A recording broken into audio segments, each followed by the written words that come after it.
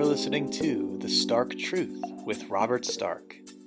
Visit us on the web at www.starktruthradio.com. This is Robert Stark. I'm joined here with John Kenneth Press. Hello. He Glad to be here. Is an advocate of culturism. John, it's great talking to you.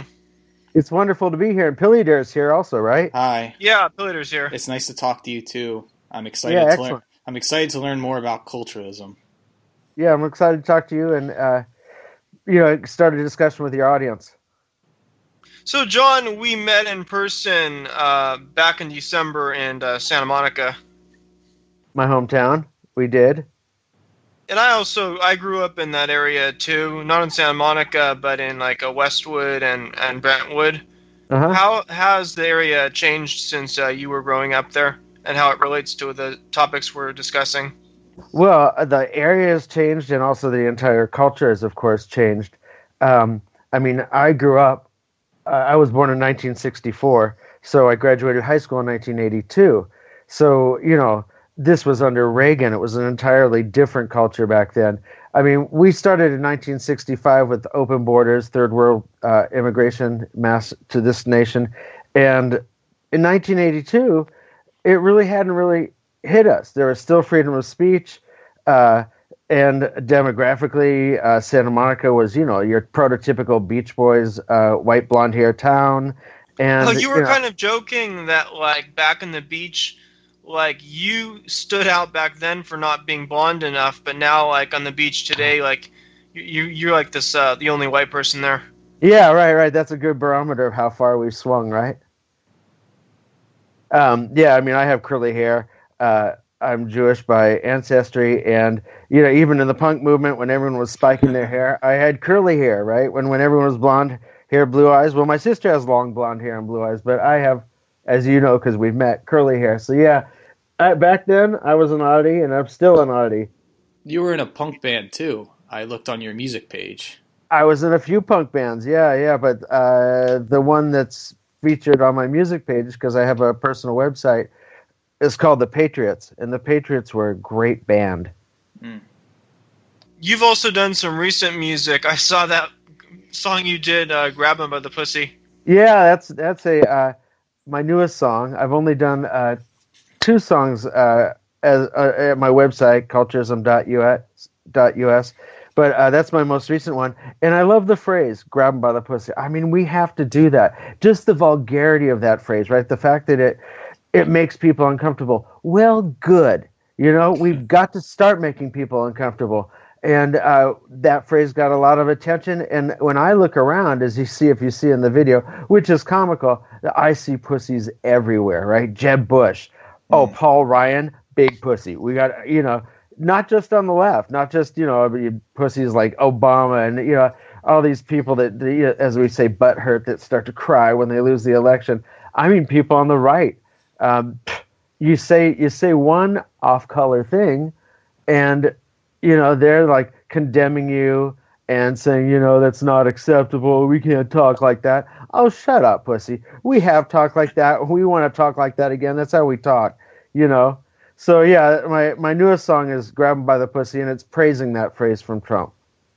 With your political background, you ran the Brooklyn Tea Party and protested against the Ground Zero Mosque.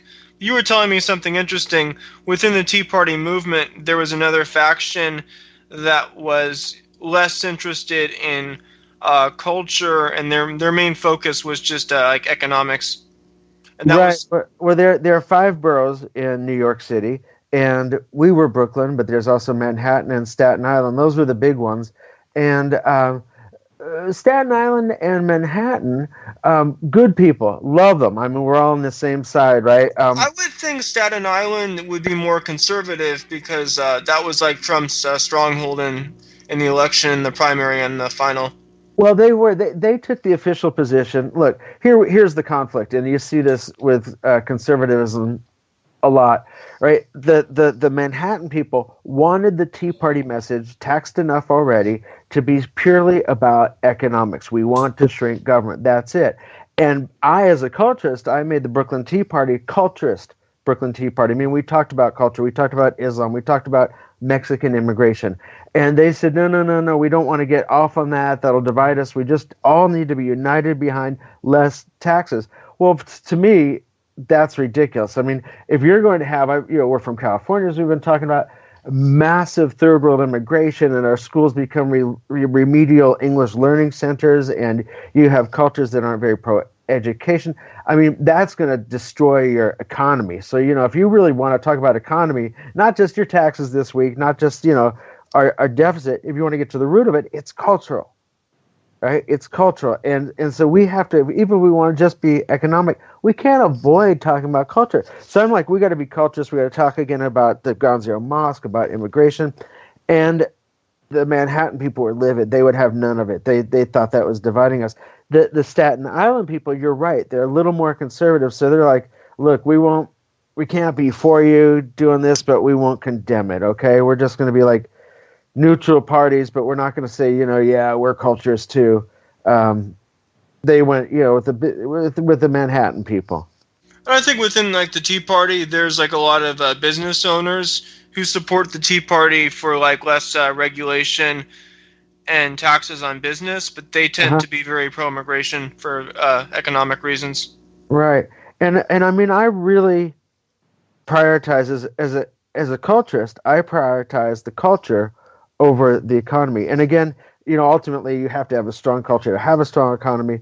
But if we have to choose between having cheap labor, even a little inflation under Trump with protectionism, and losing our culture, well, I want to keep our culture. I'd rather be poor and make things in America. I'd rather be a little bit poor and have this be America than, sell out and, have a little bit higher GDP increase for a few years.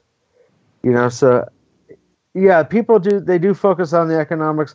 That's not, I'm a culturist. With culturism, is it similar to sort of a colorblind civic nationalism, or does it take into account the ethnic composition? Because I know you've written for Alternative Right, and they focus a lot on ethnic demographics, as opposed to the view that we should have civic nationalism, which says that we should have a colorblind society and unite as Americans. Is culturism closer to one of those, or is it sort of a nuanced, or it's not, or it's a different? It is nuanced. Yeah, I was listening to your interview with Craig Johnson of Countercurrents. Is more what he might term alt-right, right? Mm-hmm. And it's not exactly civic nationalism. Look, it does take into account, and it can, and culturism's different. China's culturism is different than ours, which is different than Saudi Arabia's. But just talking about the West now, our culturism is probably better served by being race blind. There are merits to talking about race. I mean, for example, inequality gets explained, and therefore it's not just a source of resentment all the time, right? But we do have to unite. There are terrible white people. There are great black people, patriotic black people. So and we can improve. So I believe that we're not going to unite racially because we're so diverse and we can't reverse that, but we can unite culturally. So in a way, again, it's more, it doesn't disavow, that we should ever talk about race, but it's more focusing on culture. So in terms of racism, it's more sort of culturist, alt-right. However, if I want to, again, contrast it to civic nationalism, which you asked about, well, civic nationalism is really this sort of, people have described it, Pat Buchanan and others, as this creed sort of deal, right? So we all men are created equal, platitude, democracy, process, this sort of thing where, we believe in rights and individualism and women's rights. So this becomes just a creed. But as a culturist, I would say that these creeds don't just float in space. These creeds are a product of a specific culture and history. That's Western culture. That's Western history. right? So we have Christianity and Enlightenment. That's the roots of America, and I need people to celebrate. And if you want to say that people being white is part of this, okay, or the genetic propensities, okay, but to celebrate that the West is the best, right? That we create the best society that is most conducive to the human spirit flourishing. And if you're going to throw out the church, if you're going to throw out the Western history, if you're going to demonize it, well, you're going into a place where the creed will not exist. Mm. And I think, yeah, that's the key thing is on an individual level, I mean, culturism can unite people of different backgrounds. But the question is, like, how do you deal with a place like LA, which already is multicultural and where basically it's been sort of overrun with this massive third world immigration? Culturism is most effective when you have a society that's homogenous and then maybe some new people come in and they assimilate. But I think a place like LA would be very difficult to implement culturism just because how much it's changed. Well, I think we have challenges. We have more challenges because we're not homogeneous, right? We do have ethnic, racial diversity. That said, right, culturism is a science as well as an art, and there are many mechanisms by which culturism can work. So, for example, culturism is the opposite of multiculturalism. It's the opposite of multiculturalism.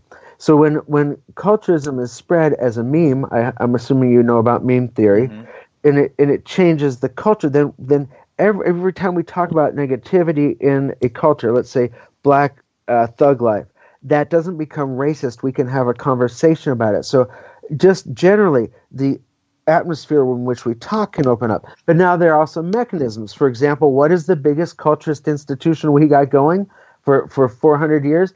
Schools, right? Right now, our schools are multicultural. So they tell people, like it's almost genetic determinism. They tell people like, your great-grandfather's from Mexico, therefore you love Mexican culture, right? Well, we have to get rid of this multiculturalism, which teaches that all cultures are equally valid and wonderful, and get back to our tradition. Our tradition, just like the tradition of China, the tradition of Saudi Arabia, is to be culturist, to have culturist curriculum in our schools. And if we go back to our textbooks of like 1964, when I was born, you asked about Samoa, we go back to those textbooks showed that the West is the best. These other countries are backwards, right? We're the new world. That's the old world. And if you teach people, generations of people, that take pride, you escape that hellhole that was the primitive backward country that you came from, and you came to the first world, and you have a set of duties that you're obligated to uphold because you're part of the West. So I mean, politicians, Trump, he has the bully pulpit. So I mean, there's memes, there's institutions, there's advertising, there's the bully pulpit. I mean, there are many mechanisms. Culturism is an art by which you guide and change the society, right? The multiculturalism is just, they've been great. They've taken over our institutions, the long march. We need to have our own long march. We need to combat multiculturalism. We need to assert again that the West is great, right? So is California, is Los Angeles hopeless? No. The first institutions for Mexican presence here in America were assimilationist. Right? The League of United Latin American Citizens started like in 1920 or something to promote the presence of Latin America. They were all about like, we're Americans, screw Mexico. I think that once we get our message straight, there are many ways to promulgate it, and culture can be changed.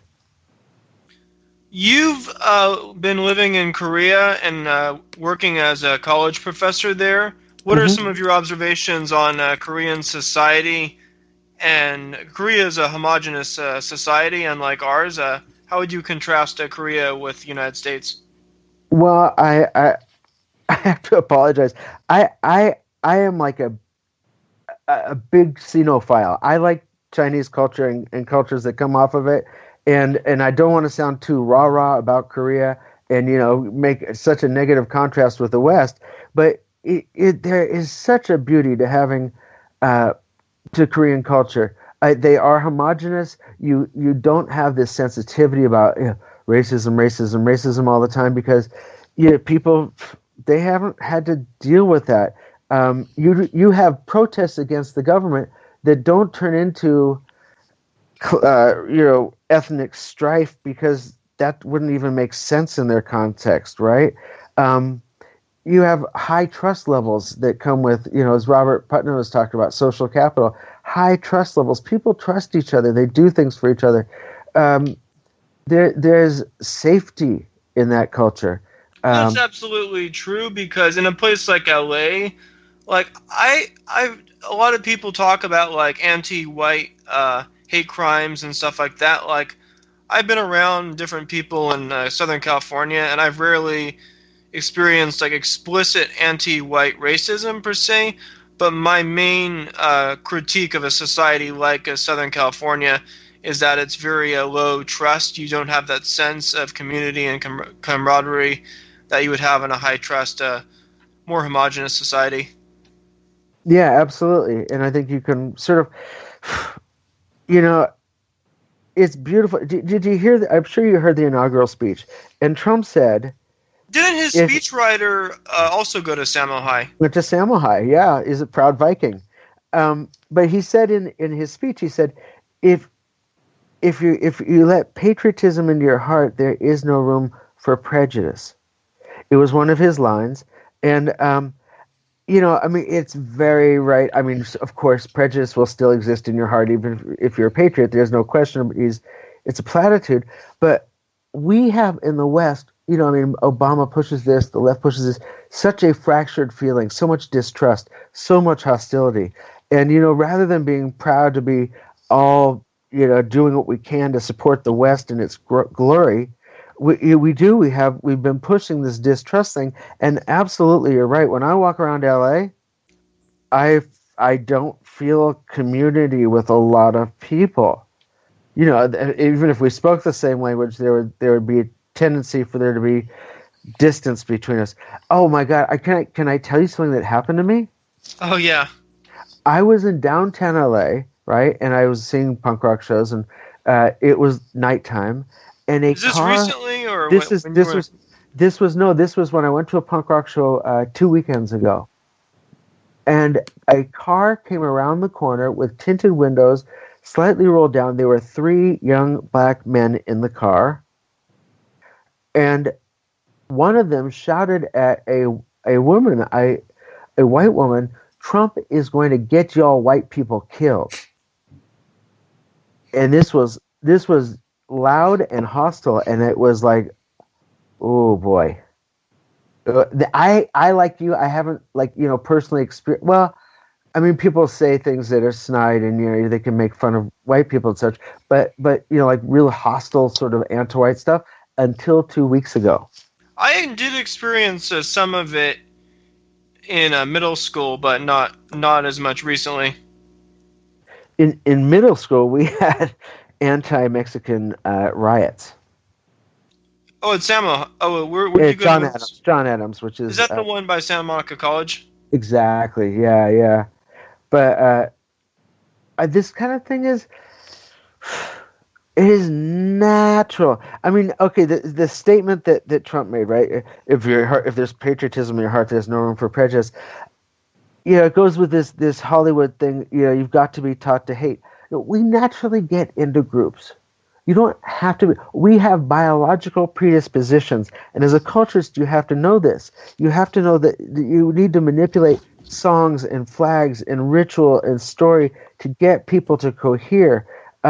But naturally, we are divided. The feeling you have of like distrusting the other, chimpanzees go on raids and kill the other. So I mean that is something that is not just a social construct, as they say. That's deeply in us. So yeah, no, it takes a lot to have a patriotic thing unite everybody. I did another beautiful experience I had in downtown LA. I've been rediscovering downtown LA. Is I went to I was there recently on my last trip too. It's cool, yeah. And they're also really gentrifying it. Like everywhere you go, you see like a new skyscrapers going up. Unless you go to certain neighborhoods, then it's like ooh. But I went to a Lakers game, and the Lakers do so much patriotism at their games. It's really heartwarming, right? The national anthem, and everybody, and the Lakers crowd is as diverse as California, and the players, thank you, were standing during the national anthem. They had these two Latina soldiers come out. One of them had saved a life of somebody, and she said something about we all being Americans together. I mean, it makes one emotional. We have to play with these sort of biological human mechanisms of belonging, because you're right, we're divided, so we have a lot of work to do. I mean, more than say China, where they just of course we're Chinese, look at each other. We don't have that, right? But we must strive against this sort of multicultural divide, resent, and work towards what we've traditionally done, which is push patriotism. You were also saying that there's basically no political correctness in Korea. You were talking about an experience you had where some American tried to expose you for writing for alternative right. But basically, the Koreans said, this guy's a qualified professor. They don't really care about what he writes about. All right. I think of myself as an academic refugee, right? I mean, I almost got tossed out of university. I went to NYU, very liberal, and they tried to toss me out, but my work was good, so they couldn't, because I said things that were impolitic. And, getting a job, they won't back me. So I am a refugee because they know my politics. So I end up in Korea. And even in Korea, where I felt totally, I can say what I want, a guy, as you said, called, emailed the administration, emailed deans, emailed professors, trying to get me thrown out because, quote unquote, my views have no place in academia. And as soon as I heard about this, I'm like, this guy's got to be an American. And it was. I was right. And, the administration backed me. I'll tell you an amazing thing, and this shouldn't be amazing, but it is. In Korea, I was allowed to speak to the Korean Association for Multicultural Education. They had a conference, KAME, the Korean Association for Multicultural Education, and the multiculturalists let me speak against multiculturalism. That is something that it should be normal, but that's just mind-blowing. In America, that would never happen. And yeah, I mean, there really isn't no multiculturalism in Korea. I mean, unless you count, people there's some influence from American pop culture, but for the most part, it's a monocultural society. It is, and the academics are pushing it. They like the memes gotten around, and they want to be modern like they perceive the West to be. So they say the West is multicultural. We have to follow kind of zombie-like. But that's the government and academia the government pressured by the UN. But if you talk to the people, no, they like their homogeneous. And the music, K-pop, it's all in Korean. The TV's in Korean. The movies are in Korean. People surf the internet on Korean websites. They are ensconced in their own culture, and I don't think really wanting to break it up. And even like North Korea, I mean, if you look at their communists and the original communists like Trotsky, a lot of them were internationalists. But North Korea is a weird society. It's unusual because there's sort of a fusion of communism with nationalism. And there is this idea, don't the North Koreans, they see themselves as like the genuine Koreans and inheritors to the legacy of Korea. Yeah, they would say there's a book about North Korea, I think, called The Purest Race. And, they really preserve Korean heritage. And if you look at the idea of even having a dynasty, right? I mean, Korea was ruled by kings since time immemorial, pretty much, in prehistory. Into 1910, so this idea of actually having a lineage that runs your nation. It's very Korean. Well, I was actually looking at some of Mr. Press's others works, and I noticed there was a book on Japan, and me and Robert were interested on that. Basically, that it was something to do with, I guess, the word postmodern Japan, looking in through, or some travel guide. I don't know what it's about. I don't have the book, but Right. No, that's the first book I actually wrote. It's all of my books kind When of was this exist. written? When was it? It was based on an event that actually happened in 2003. So going pretty far back, and it was not really written and published, I'm going to think, until 2009. I may be way off here, but books sometimes take a long time to gestate.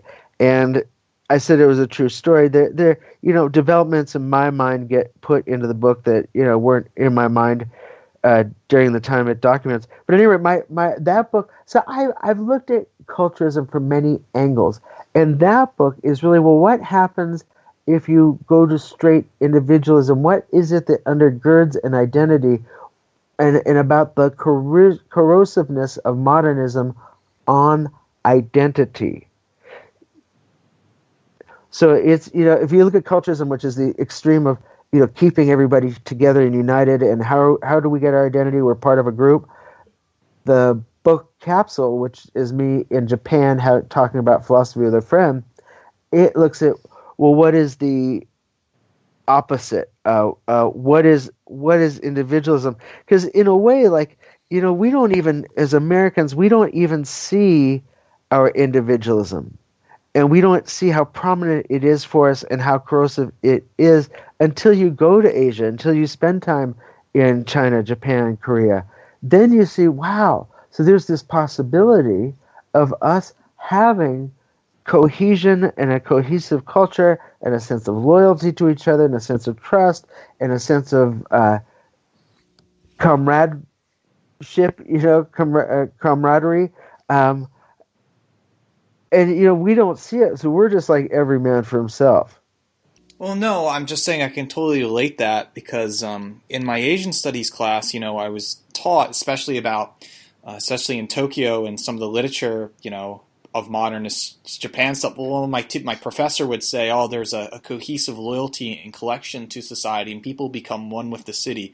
However, just don't talk about race and love this multicultural Western thing. And I started to scratch my head on that, and like, that's super odd because Mishima himself was a very ultra nationalist, and some of these other modern Japanese writers like Murakami also have nostalgia about Japanese loyalty. And I find that especially confusing if you're coming from an Asian studies background. You're taught one thing in the multicultural background to like race, and then another to say, well, you're not allowed to open about the racial part. It's you go as deep as you want, but not as far as to answer the sincerity. It's almost like Western people are kind of dishonest about talking about things. Are you saying in your Asian studies courses they didn't want to talk about the benefits of race Yes. in Japan? Got it. Okay, good. Yeah. And it's like we were talking about earlier, when I got attacked by that guy who was trying to get me kicked out of the university. He's like, you said things that were racist. Well, first of all, we've just had a discussion about there's a relationship between racism and culturism and nuance, and it's it's not black and white. We're intellectual, but it's also like when he said, he said things that could be interpreted as racist. They're like, yeah, and like the problem is what? Yeah.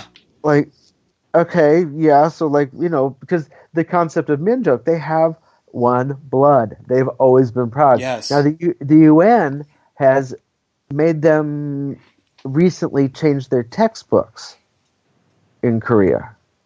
And I think even more so, Koreans have this strong sense of a Korean race or Korean ethnic group. I think what's interesting about Chinese history is historically China was multi-ethnic, but they have this history of absorbing these different groups into this one Han Chinese identity. But there's a lot of extreme regional diversity within China.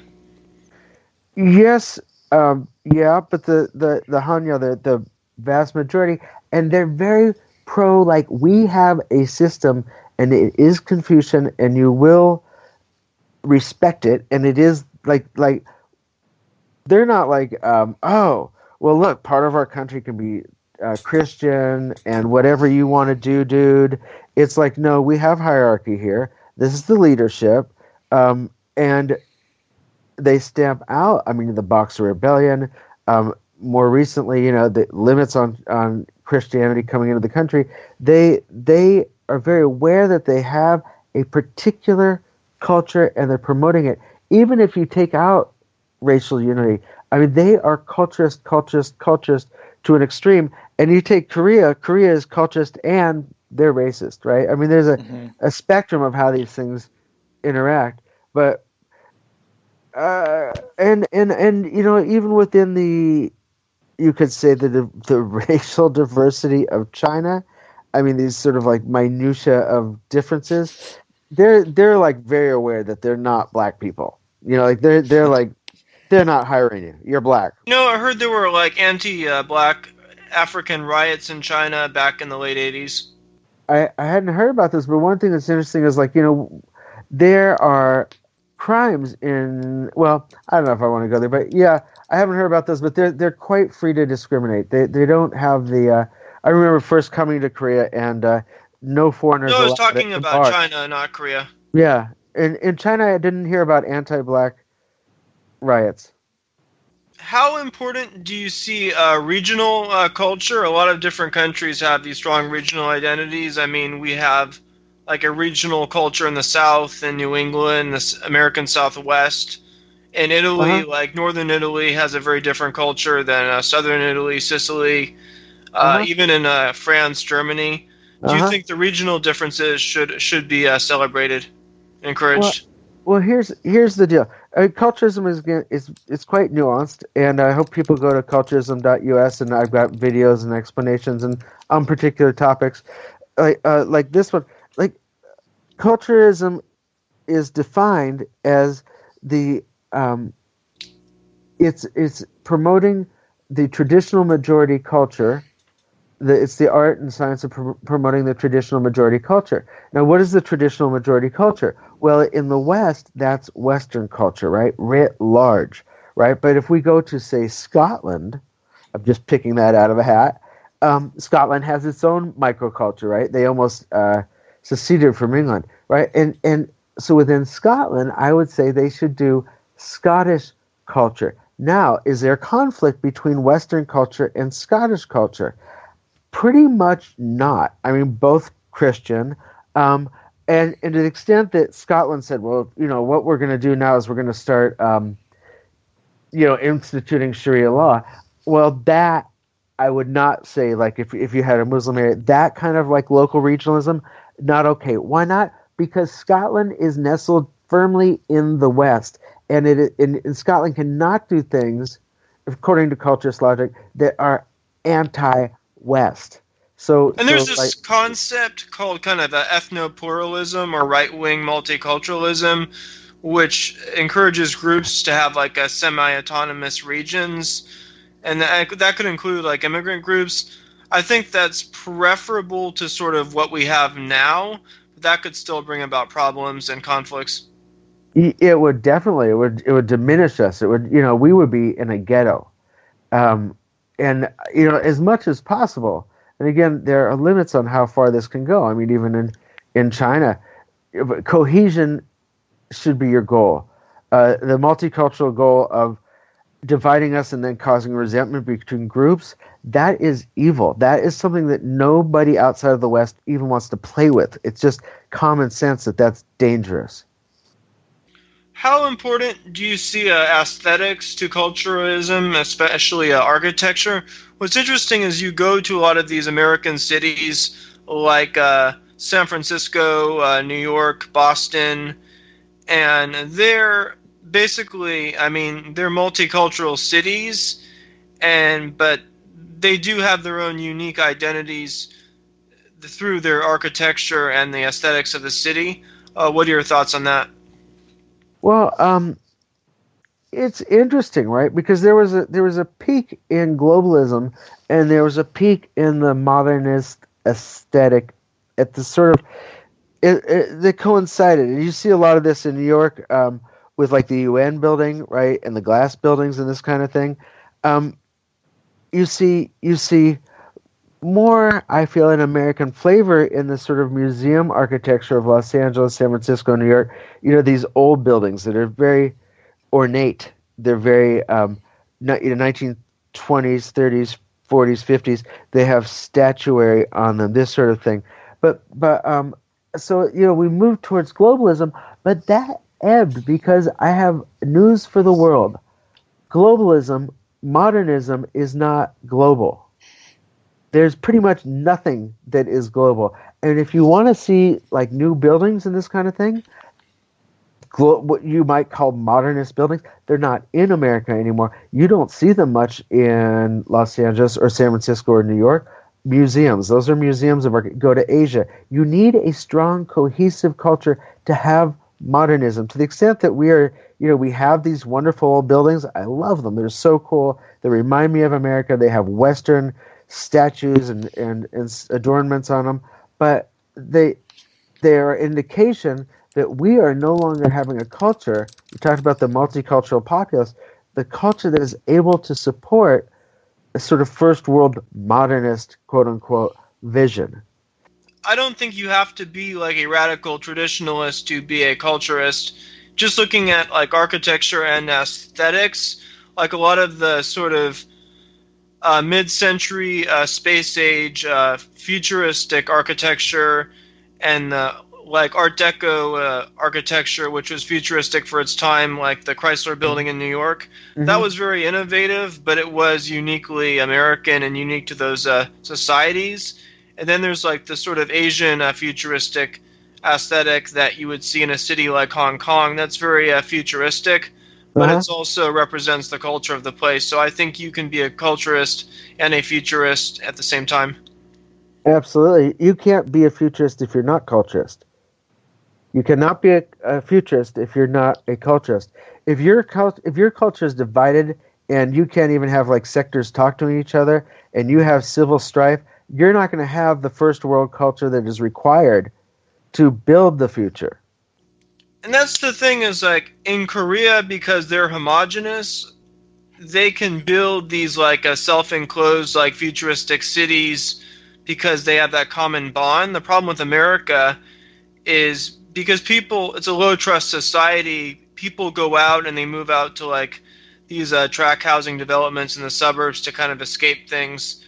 But within a culturist society, in the sense of strong social trust, you can have like these like futuristic self-enclosed cities like a lot of Asian countries do.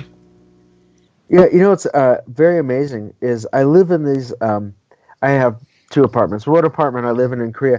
It is enormous and it's a nice neighborhood. It's full of people that have money. I did not know, but about 4 big, huge, enormous apartment blocks away from us is government housing. Now, in America, government housing means ghetto, crime, don't go there, white flight, as you said, get to the suburbs, run away. There, you have, next to people that have means, you have government housing, and it's seamless. It's seamless. And I'm sure if you go into the schools there, then in that neighborhood, you're not having the divide that you would have, oh my gosh, if you try to make your school 1/3 Latino, 1/3, or quarter Asian, quarter Latino, quarter black, quarter white, right? It's going to have remedial education, it's going to have misunderstanding, it's going to have fights, it's not going to have, just the pure focus on math and sciences. It's going to be all about the extraneous social difficulties you find yourself in. So you're absolutely right. This sort of lack of decay, lack of this sort of horror decay is directly linked to having trust, to having some sense of cohesion. Yeah, I mean, that is also said, too, that in this multicultural society, I mean, Jared Taylor will say this, that people will naturally segregate by race, that if given in proximity between black, white, and Asian in the lunchroom, they will go to white, black, and Asian stick in their groups. I mean, when I first started doing Japanese in college level, then high school, it was about a few years ago, and it's just funny. Everybody in the room was Korean, and I, with one black kid and one other kid and me, were the outsiders, and we stick together as the multicultural outsiders, and everybody else was Korean. But I thought it was really funny. It was because before going to class, sometimes some of the Korean students would say, "Don't you find hiragana and katakana and some of this kanji really hard? Isn't it difficult? Why do the Japanese think like this?" And then they're like, "Have you ever been to Korea?" And it became more of a Korea culture class trying to study Japanese, and it was very funny. Right. It's very hard. I mean, it's hard to take the position of another culture. So yeah, it's natural. You're right. Like Jared Taylor says, if people come together, and this is why so many exchange students, they come from Korea to America to study English, but what do? They end up spending all their time with other Koreans speaking Korean or learning Japanese, recreating Korea, recreating their ancient hostility towards Japan. Yeah, absolutely. What do you think about Koreatown in LA, and how would you compare it to Korea? I mean, parts of it are actually kind of run down. Yeah, I mean, I think in general, this is a huge stereotype, but the people that leave Korea are the people that are having trouble hacking it in Korea. And so it's not like you're upper crusty Korea now, but I can tell you that you can have too much culturism. A lot of people in Korea consider Korea oppressive because it is so groupish. I mean, individualism, again, I will praise Korean culture and kind of use it to ding Western culture a little bit, but individualism is a glorious thing. And this is one thing that the West has brought to the world. The problem is you can't have individualism be sustainable unless you have morals. You can't have morals unless you have a cohesive culture. But if that culture gets too cohesive, it stifles individualism. And if you can see this, it's like a cycle. You have too much individualism, that crashes you. Too much, cohesion, you don't have individualism, that also hurts you. So you've got a lot of Koreans that are coming to America because they feel in Korea they are constantly judged and watched. I think that there's tremendous pressure for white women to show that they're not racist and people to mix and go out with different races. If you're honest about race, it kind of creates, it makes it less hip to be black, and it makes it less. We have less. The resentment isn't justified against us. The fact that we've been successful, and it fills us a little bit with pride. I do believe that at some level, it's kind of cool to put race concepts into dating. That said, again,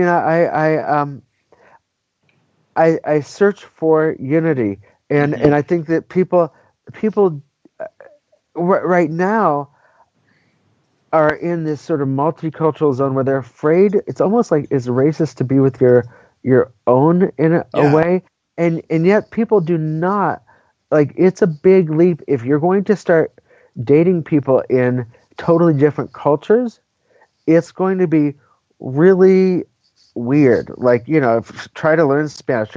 You go home with your new girlfriend, and nobody looks like you, sounds like you, has the cultural references you have. That's really difficult. And I think the attraction with the Asian thing is that we get the sense that Asia is a calm and ordered and rational and reasonable, and not philosophy, cultural space, and not filled with the sort of resentment that multiculturalism and feminism have brought to the West. So, I mean, there are cultural pressures that are pushing the kind of mixing that you're talking about. I don't think we should be completely unaware of race when we talk about this, but it's not just that it's random. It's not just that it's happening. It happens, as you say, with patterns, right? It happens with white men and Asian women.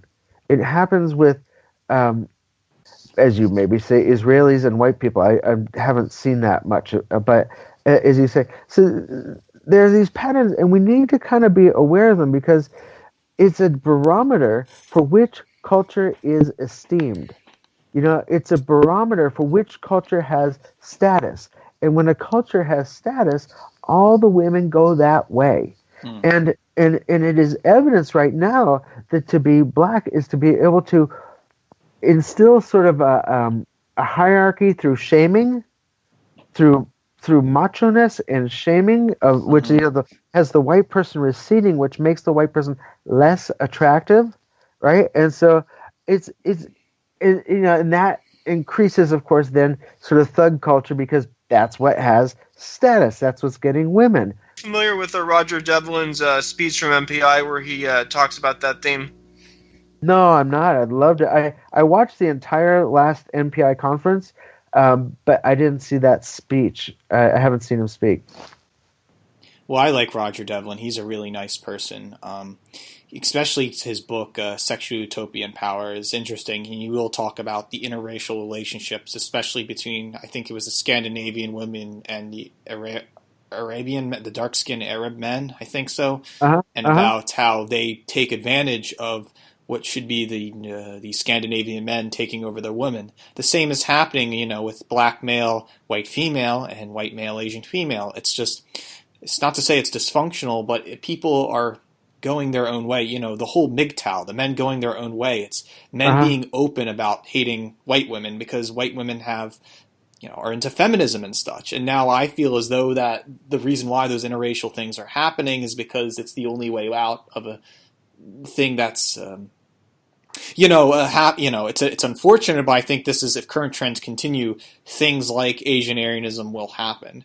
And when I mean Asian Aryanism, I'm also saying it's very whimsical, because I imagine it like Rabbit's Alt-Left. Rabbit's Alt-Left has a space age kind of Stereolab, artsy 1960 view. I have this view that Asian Aryanism will be about like street culture and avant-garde punk things and jet set radio future and fun anime being real. But that's just me. I'm being artsy. What I was going to say actually earlier is there's this beautiful quote by John Derbyshire about diversity. He says it's like a spice. In small amounts, it's a great thing. But if you pour like a bunch of spice into like a soup, it will completely ruin it. And I think a good example, I mean, it's like great being able to like go to like Japanese gardens and go out and like have sushi. But it's important at the same time. It's important to have like Western civilization, like having a dominant culture. So I totally agree with what John Derbyshire has to say on that. I agree, and it comes down, a lot of it, I mean, culturism is an art form as well as a science, and when I say science, I mean hard sciences, and a lot of it has to do with status. Status raises testosterone. And how do we know the status of the culture? Well, part of it is, again, we brag about it being the majority culture. We brag about it in high school. We brag about it on TV. Our president brags about it. Our churches brag about it. And then it becomes something that walks with swagger. And when it walks with swagger, it exudes testosterone, and therefore it gets women. And right now we're in this, and then it feeds back again. If you get testosterone and swagger coming from thug life, then that encourages more people to go that way. And so it really, Derbyshire is right. A little bit of spice is great, but you have to establish what is the top dog in your culture. Pecking orders, they're international, but they're also in a culture domestically. And I'm sorry, I don't want to be like, I hope that you're following me here, but culturism is very well rounded.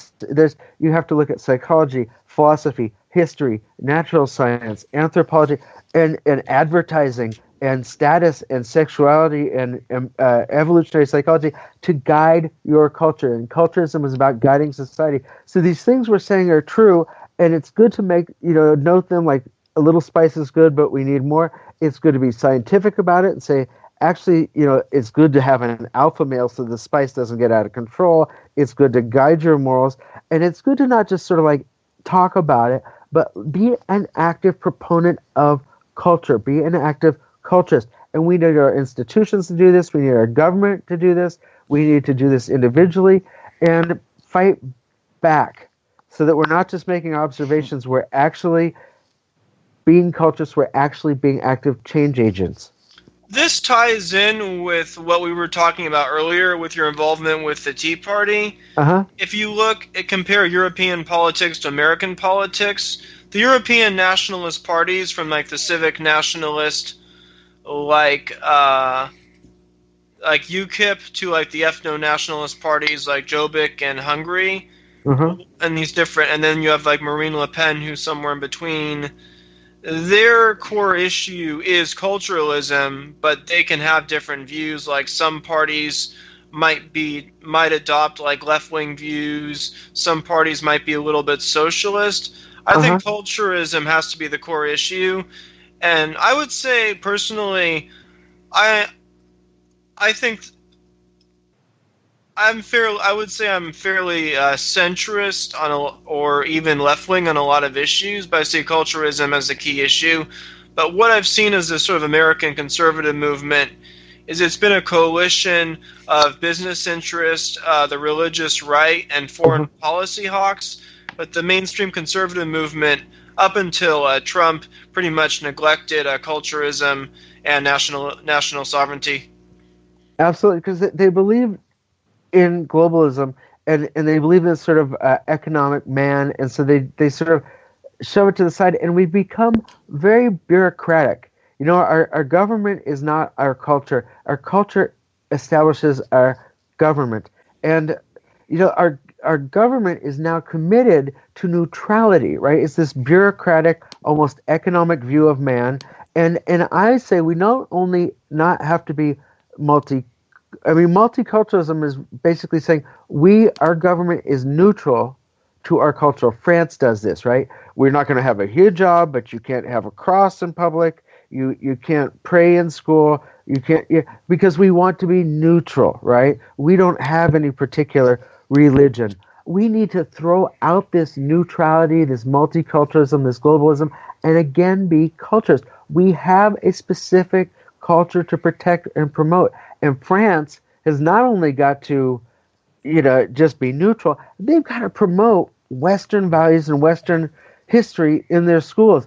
I believe our politicians, and here, Trump is doing some of this. I like this, but he has to be, everyone feels pressure to say multicultural platitudes, right? But our government has to say, we are Western. We have a right to protect a duty to protect ourselves, and if we don't protect our history, we have no future. So I'm against this sort of neutral, bureaucratic vision of government. You have an upcoming book about Matthew Arnold. He was a writer in Victorian England, and he coined the term culturalism. Can you talk about that?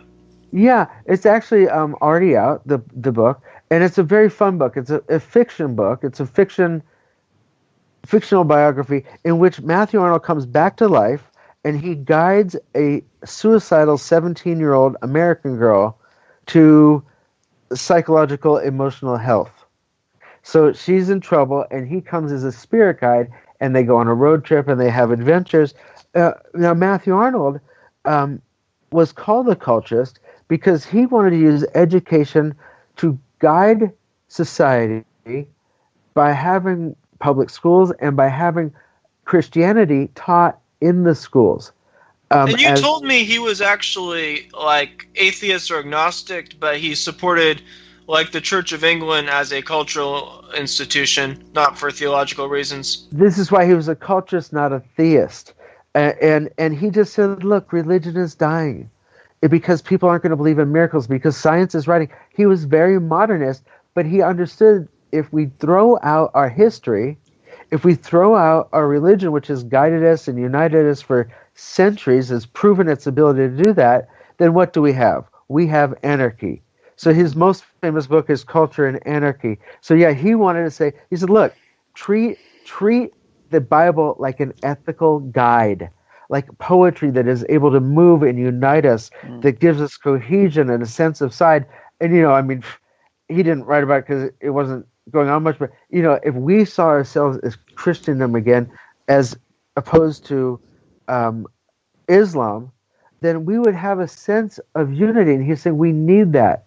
And even if you don't literally take the Bible true, we've got to be culturist and use it as a culturist tool and keep it uniting the West. So he was about this, and because he wasn't a theist, people called him a culturist, and that stuck, and it got into the Oxford English Dictionary for a few years because of his being called a culturist, and he was also said to practice culturism. The term died for a long time, and I revised it, but he's the originator. And you mentioned your book. It's a fiction novel based on a true historical figure. I think it is crucial to be involved in cultural things like fiction writing, art, and music, because I think it's kind of like that quote by Andrew Breitbart, politics is downstream from culture. I've noticed a lot of people who are maybe on the right, they tend to focus on political endeavors, writing these kind of like academic books. Part of the reason that the left has been so successful in changing the culture is because they've been very active in like arts and music, and I think, and fiction writing and film and all that, and I think that's very crucial. It's part of the reason I wrote the song "Grab 'Em by the Pussy," and again, you go to my website and see it, and it's more entertaining than my other videos because I'm singing and I'm goofy and it's catchy, and absolutely the arts are important. And I recently, before that, I did a video about art criticism. I mean, to see modern art as declined, to understand the history of the West through its art, to go to a Western art gallery and see that if you look back in our history, no, our art is not Asian, our art is not African mass. We have a culture, we have a history, a trajectory to protect. And art is important. We have to be, Matthew Arnold, he was the Victorian England's third best poet, critics say, and he wrote about art criticism, and he wrote that art must be moral. It must motivate us to appreciate and want to protect and further our society. And attention to the arts, absolutely, very important. Are you familiar with like the Italian Futurists? They were an artistic movement and political, but they were both nationalist but also a modernist at the same time, and their work wasn't traditional, it was fairly modern. I like The Moving Train. And also there's another artist like Wyndham Lewis. I think you can have artwork that's abstract but also culturist, and I don't think you have to be a radical traditionalist to be a culturist.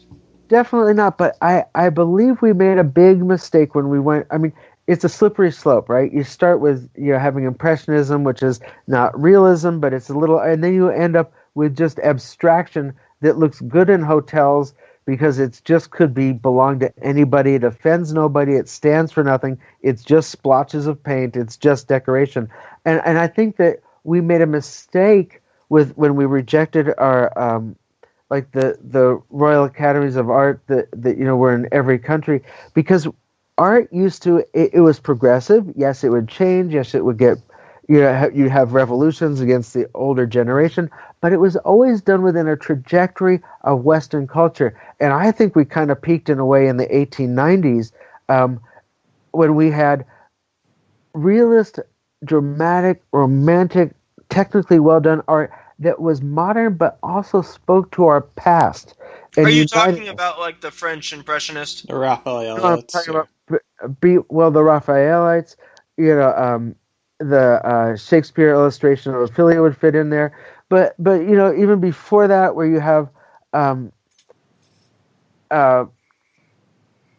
just Bouguereau and different artists, Alma Tadema, and you have in the Russians, you have different nationalist artists, and you have a real flowering in like the 1880s, and that's fin de siècle, they say, because then comes the break of modernism, and you lose the connection with tradition.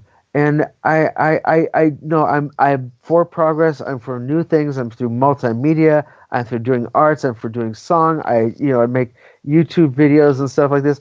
But I think that it's richer for reaching back into our Western psyche, our Western heritage, at looking at Greek plays, at invoking Christianity, and talking about our icons like Jesus and John the Baptist and Mary, and these things that speak to us. It seems that culturalism would help people getting back to the roots. However, what advice would you give for someone who might be racially mixed or kind of confused with their own identity, or just what if you have these self-loathing whites who feel that, Western culture, it's bad and oppressive, or that they can't find things that they relate to, or at least someone who's, racially half, or they're just confused on that part. How does someone uphold healthy cultural things? Is Christianity have something with that? Because I really like Christianity. I find that as a very helpful resource. Well, Christianity as one of the two main pillars of Western civilization. As Matthew Arnold says, we got Athens and Jerusalem, we've got science and we've got religion, we've got secular and religious. But I think it would just get past this race thing. Look, the West is something to be proud of. Your story is part of the Western story. It's very important that, like with people do with Christianity, that you see yourself as part of this story. It's not separate from you. And we created the car, we created the automobile, we created airplanes, we created the internet, we've created the individual, we've created living a life in a government that's guided by collective rational decisions of rational men. We have created so much that is wonderful. Take pride in being part of the West. Take pride, and even if you're mixed race, you can appreciate everything that we have created.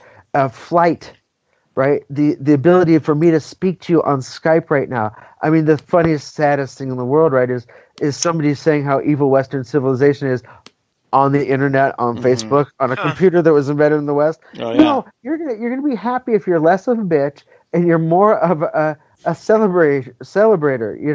Stop bitching and feel pride. And that, of course, that creates a sense of duty. And that's like, for example, why it's so important to have culturism in the schools. Because if I say, if you don't do well in school, you're going to have a bad job, right? You're going to work at McDonald's. That's an individualist goal, right? So if I blow it off, I have a job at McDonald's. Whatever. I mean, it's me. It's up to me. But if you take pride in if the West falls, we go into barbarism. If the West falls, Sharia is going to come, and you're going to understand hell in a level you never understood before. You must be proud of the West. You must also protect the West, understand how precious it is, and this gives you a sense of belonging. It gives you a sense of morals, more than just like, you're going to end up working at McDonald's if you don't go to college. Your civilization is going to collapse if you don't do your duty and do well in school and respect your teachers and respect the institutions.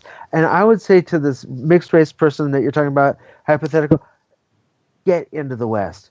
Take pride in it. It is wonderful. Yeah. We are at the end of the show. I would like to thank John Kenneth Press for being on. It's been an excellent show. I've really enjoyed it. And please do go to www.culturism.us or Google Culturism and look at my videos. I got a lot of free videos, and spread the words culturism and cultures. One action you can take today, if somebody says, I believe in multiculturalism and you're a racist, don't just say, I'm not racist. Say, look, I'm culturist. And if we believe in cultural diversity, let's talk about how great ours is and how crappy others are. Let's be honest about it, okay? Yes. And spread the word. Get that meme out there, Yes. because if we can get people not afraid to be called a racist all the time and able to speak aggressively and offensively, go on the offense about Western culture, that's going to help us. So please spread the words culturism and cultures today.